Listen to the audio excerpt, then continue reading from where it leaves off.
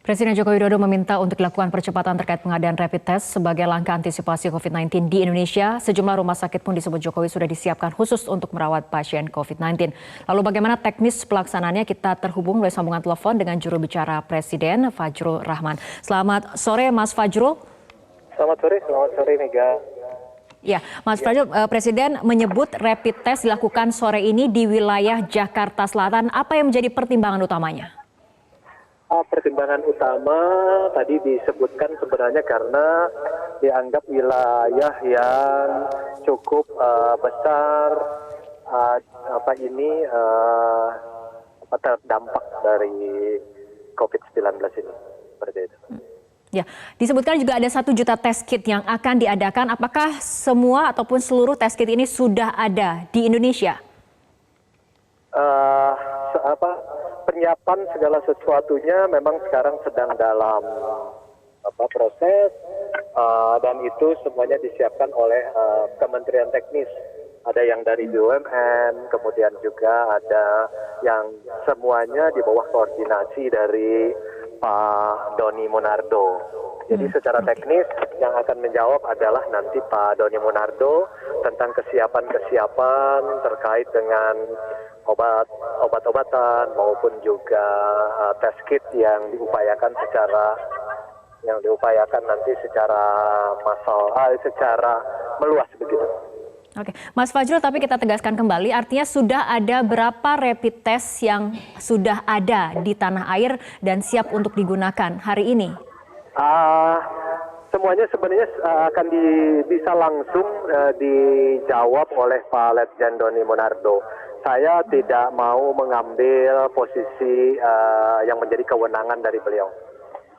Artinya publik juga kemudian ingin tahu sebetulnya bagaimana mekanisme pelaksanaan rapid test tersendiri. Dan semuanya kan itu karena beliau sekarang mengambil dalam posisi sebagai gugus tugas dari penanganan COVID-19. Jadi secara teknis dan operasional itu di tangan Pak Doni Monardo. Jadi segala sesuatu yang terkait dengan penyediaan obat-obatan, kemudian juga perlengkapan semuanya berada di tangan Pak Doni Monardo. Oke, kembali kalau misalnya mengenai wilayah, di sistem distribusinya nanti akan seperti apa? Wilayah mana yang nantinya akan diprioritaskan untuk mendapatkan fasilitas rapid test ini? Yang begini, kebijakan dari Presiden Jokowi saja ya, jadi saya tidak bisa menyebut daerah-daerah mana, tapi kebijakan langsung dari Presiden jelas di mana tempat yang paling besar sebarannya.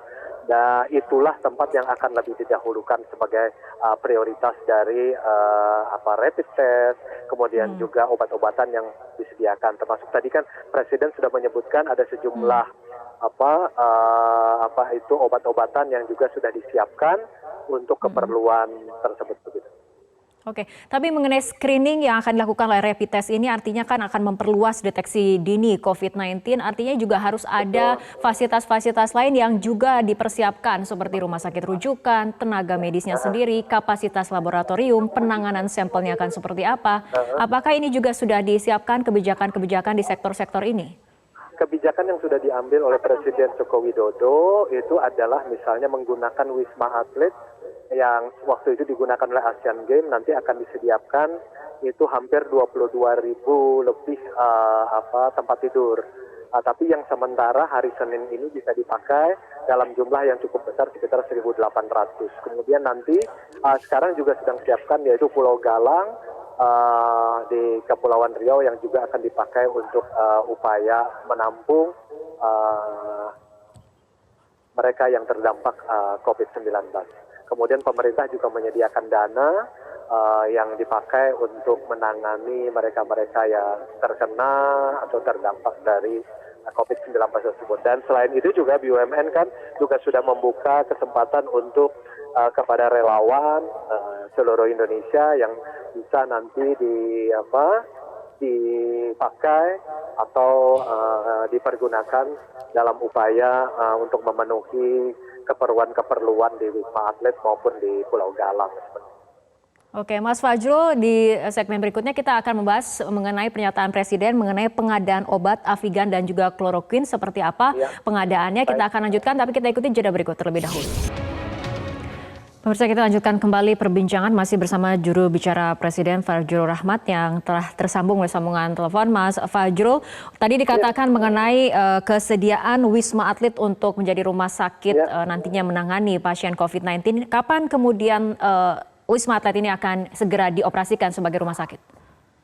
Rencananya itu sebagaimana dilaporkan oleh Pak Letjen Doni Monardo sebagai Ketua Gugus Tugas bahwa pada hari Senin tanggal 23 Maret 2020 itu sudah siap menerima pasien maksimum 2.400 orang. Nanti para staf medis disiapkan oleh BUMN, TNI Polri, Kemenkes, dan juga ada rumah sakit Pertamina sebenarnya di Cempaka Putih Jakarta yang juga bisa disiapkan untuk perawatan. Tapi 8 tower kemudian disiapkan bila mana diperlukan. Kalau kita memakai semua 10 tower itu sekitar dapat menampung 22.200 pasien. Selain itu kita juga menyiapkan Pulau Galang yang sekarang direncanakan akan bisa dipakai karena sampai hari 28 Maret kemarin sudah 32% target selesai. Ini cukup luas karena ini kan bekas dulu pengungsi Vietnam. Lahan yang kita pakai itu sekitar 20 hektar dari total luas yang bisa dipakai 80 hektar. Itu juga ribuan. Untuk Pulau Galang sendiri target selesainya kapan, Mas Fajrul? Target yang diberikan Presiden itu 2-3 minggu ke depan ini harus selesai. Jadi dan siap dimanfaatkan semuanya begitu. Oke, pembagian pasien yang bisa dirawat di Wisma Atlet dan kemudian yang akan dirawat di Pulau Galang ini akan seperti apa teknisnya? Teknisnya tentu akan bisa dijawab nanti oleh gugus tugas pengadaan COVID-19 tentu bersama dengan Kementerian Kesehatan. Oke, tadi dikatakan untuk Wisma Atlet sendiri ada ribuan yang nantinya bisa ditampung di 22.200 kalau kita memakai 10 tower. 10 tower. Nah, untuk tenaga medisnya sendiri seperti apa? Selain tenaga medis juga alat pelindung diri bagi tenaga medisnya apakah bisa dijamin ataupun dipastikan akan sesuai? Untuk yang 2.400 pasien ini saja selama 3 bulan nanti diperlukan misalnya dokter spesialis 80 orang, tenaga perawat segala macam. Nah ini kan kemudian ada juga tenaga volunteer ini yang sekarang sedang diupayakan bersama-sama oleh BUMN, TNI Polri, Kemenkes, segala macam. Termasuk untuk tenaga volunteernya sudah dari kemarin itu BUMN sudah mencoba melakukan rekrutmen secara langsung gitu kepada publik. Oke, selain kemudian mengenai fasilitas kesehatan untuk menangani pasien COVID-19 ataupun pasien dalam pengawasan, untuk pengadaan obatnya sendiri tadi karena dikatakan dalam konferensi pers Presiden mengatakan ada 2 obat yang saat ini sudah mulai diadakan, ada Avigan dan juga Chloroquine. Ini bagaimana Mas Fajrul perkembangannya? Tadi sebenarnya disampaikan oleh Pak Erick Thohir sebagai Menteri BUMN bahwa dengan koordinasi dengan Kementerian Kesehatan dan juga dengan gugus tugas ada beberapa yang disiapkan walaupun kita sama-sama tahu bahwa belum ada secara khusus untuk menangani COVID-19 tetapi dari sejumlah kesembuhan yang terjadi di beberapa negara itu ada beberapa obat yang direkomendasikan begitu. Misalnya yang sedang disiapkan itu adalah Avigan. Ini sekarang sudah didatangkan itu untuk pasien yang usianya 60 tahun itu sekitar 5.000 butir. Itu kalau misalnya memang bisa menyembuhkan itu nanti atas approval memang dari pasien itu akan didatangkan sekitar 1 sampai 2 juta butir segera. Kemudian ada juga yang disiapkan yang lain untuk keperluan pasien begitu. Oke. Artinya fasilitas kesehatan maupun pengadaan obat ini karena dalam 2 hari rapat terbatas Presiden menekankan ada 3 hal yang menjadi prioritas dari Kabinet Indonesia Maju sekarang, yaitu yang pertama, yang paling utama adalah soal kesehatan masyarakat seperti itu dalam menghadapi COVID-19 ini. Kemudian yang lain adalah tentang bagaimana menyiapkan menyelamatkan kehidupan perekonomian dari masyarakat melalui apa yang disebut sebagai safety net begitu. Kemudian yang ketiga yaitu soal bagaimana menyelamatkan dunia usaha sekarang. Gitu. Jadi yang prioritasnya tetap adalah kesehatan masyarakat. Baik, kita harapkan memang pemerintah memiliki strategi yang cepat dan juga tepat untuk sama-sama menangani wabah COVID-19 ini. Ya. Ya insya Allah, karena sekarang kan Presiden dan Pak Letjen Doni Munardo yang memegang apa yang kita sebut sebagai organizational leadership, kemudian operational leadership dan information leadership. Baik.